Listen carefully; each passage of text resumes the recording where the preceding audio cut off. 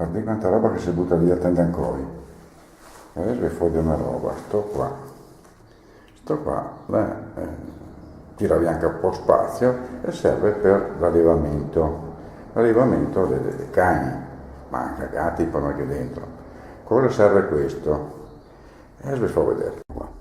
Sto qui non è il mistero dell'ombrella, è una roba che uso i Bastiani ed è per filar, no?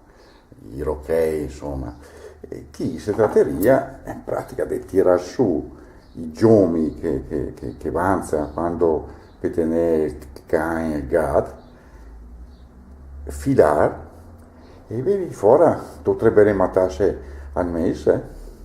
Poi con quelle fare calzotti, maglioni, golfini, altro che cashmere, nel senso che costa poco, perché tanto se no li butti via e vi lascia anche a bocca aperta quando li vedete, perché adesso una coloria che dopo voi foste robe chi, no?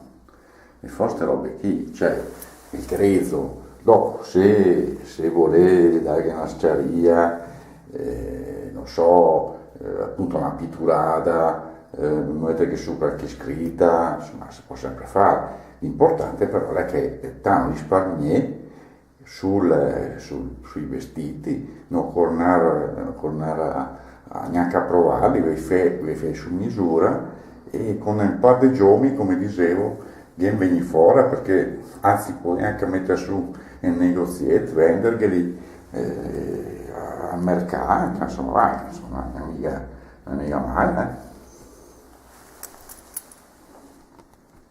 Per esempio, sto qui sta fatto un intigrato, gattigrato, dai, insomma, le sa meglio, no?